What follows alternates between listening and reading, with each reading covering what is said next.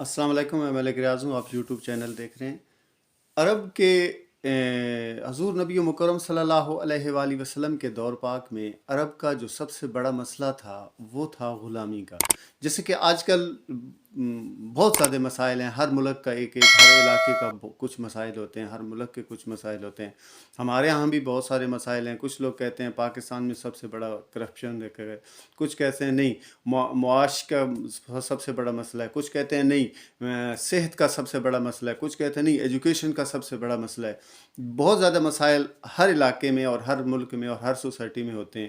اور اس وقت جو عرب کا سب سے بڑا مسئلہ تھا حضور نبی مکرم صلی اللہ علیہ وآلہ وسلم کے دور پاک میں، وہ تھا غلامی کا، کہ غلامی کے اندر جو لوگ ہوتے تھے، غلامی کی زنجیروں کے اندر جو لوگ جکڑے ہوئے ہوتے تھے، ان کی کوئی زندگی نہیں ہوتی، ان کی کوئی خوشی نہیں ہوتی تھی، ان کا کوئی غم نہیں ہوتا تھا۔ وہ خود بھی غلام ہوتے تھے، ان کے بچے بھی غلام ہوتے تھے، اور ان کے بچے بھی ایسے ہی بکتے تھے جیسے کہ وہ خود بکتے تھے۔ ان کا اپنے بچوں کے اوپر بھی کوئی کنٹرول نہیں ہوتا تھا۔ یہ ان کا سب سے بڑا مسئلہ اور سب سے بڑا دکھ تھا غلاموں کا۔ تو اصل مدعے کی طرف آتے ہیں، اصل بات کی طرف آتے ہیں۔ حضرت زید بن حارثہ حضور نبی مکرم صلی اللہ علیہ وآلہ وسلم کے غلام تھے۔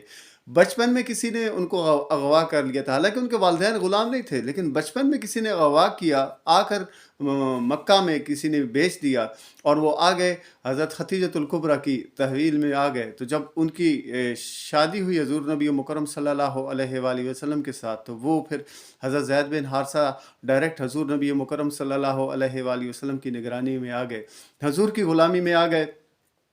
تو ہوا یوں کہ حضرت زید بن حارثہ کے جو والد تھا اور بھائی تھا، ایک روایت کے اندر آتا ہے کہ ان کا والد اور ان کا چچا تھا، وہ ان کو پتہ چلا جی کہ وہ مدینے کے اندر ایک اللہ کے پاک نبی ہیں، وہ جو ہے نا آپ کا بیٹا ان کی تحویل میں ہے، ان کے پاس ہے۔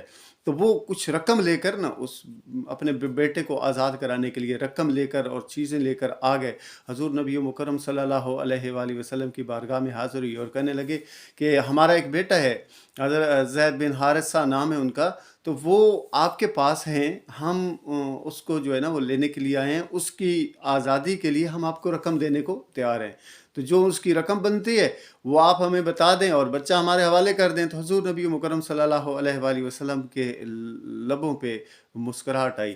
حضور نبی مکرم صلی اللہ علیہ وسلم نے ان کو مسکرا کے کہا کہ ٹھیک ہے، میں زاہد کو بلاتا ہوں، اگر وہ آپ کے ساتھ جانا چاہے تو ہم آپ سے رقم نہیں لیں گے، ہم آپ کو ویسے ہی وہ بچہ دے دیں گے۔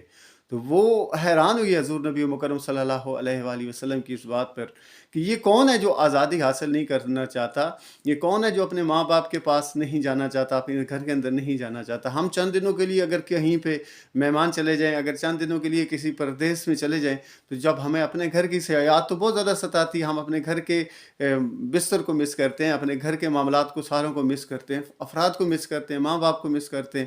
تو یہ تو ساری چیزیں سارے انسانوں کے ساتھ ہوتی ہیں، تو یہ زید بن حارث کیسے نہیں چاہے گا؟ وہ اس بات پہ حیران ہوئے، لیکن انہیں اصل بات کا پتہ نہیں تھا۔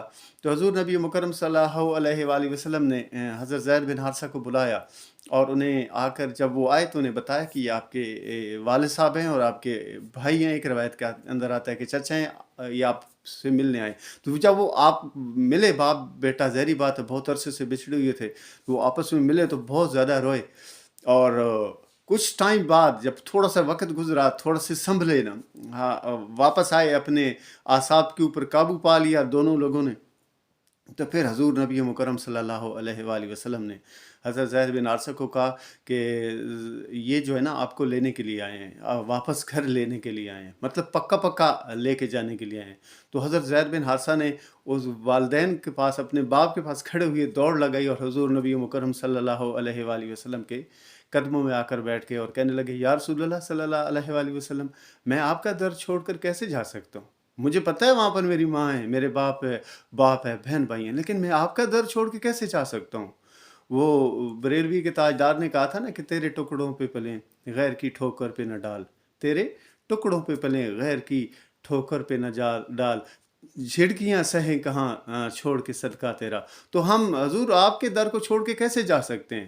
تو جب وہ انہوں نے نا اب یہ سین دیکھا، یہ نظارہ دیکھا، تو وہ بہت زیادہ حیران ہوئے اور بہت زیادہ پریشان ہوئے کہ وہ حضور کے قدموں کے ساتھ بیٹھ کے لپٹ کے جب روئے نا، تو اس کے باپ سمجھ گیا اصل بات، اس کے باپ کو یہ بات سمجھ گئی، کیونکہ اس نے اپنے آنکھوں سے دیکھا نا، تو وہ سمجھ گیا. اس نے کہا ٹھیک ہے حضور، یہ آپ کی بارگاہ میں اور آپ کے در پہ خوش ہے اگر، تو ہم اس کو نہیں لے کے جانا چاہتے. ہمیں پتہ ہے کہ جو ہے نا ہمارے بیٹے کا خیال، ہمارے بیٹے کی کیئر ہمارے گھر سے زیادہ کی جاتی ہے. ہمیں پتہ ہے کہ ہمارے بیٹے کو ماں باپ سے زیادہ پیار آپ کے گھر سے مل رہا ہے، زیادہ کیئر آپ کے گھر سے مل رہی ہے یا آپ کے در سے مل رہی ہے، تو ہم اس کو لے کے جانے کے لیے تیار نہیں ہیں. تو یہ دیکھیں، غلام حضور نبی مکرم صلی اللہ علیہ وآلہ وسلم کی غلامی کو چھوڑنے کے لیے تیار نہیں ہے. اس وقت کی بات ہو رہی ہے، آج کے زبانی کلامی اس کی بات نہیں ہو رہی نا. ٹھیک ہے، حضور نبی مکرم صلی اللہ علیہ وآلہ وسلم نے ایسا محبت اور ایسی چاشنی ڈالی لوگوں کے دلوں کے اندر کہ وہ آپ کے در کو چھوڑنا نہیں چاہتے. وہ آپ کے چہرے مبارک کو دیکھتے دیکھتے ہی جو ہے نا آنکھیں اپنی ٹھنڈی کرتے. تو یہ حضور نبی مکرم صلی اللہ علیہ وآلہ وسلم سے محبت کرنے والے لوگوں کی کہانیاں ہیں. یہ ایک نہیں ہیں، بہت ہیں. حضور نبی مکرم صلی اللہ علیہ وآلہ وسلم کی ذات پاک پر درود و سلام کا نذرانہ پیش کر دیجیے. شکریہ.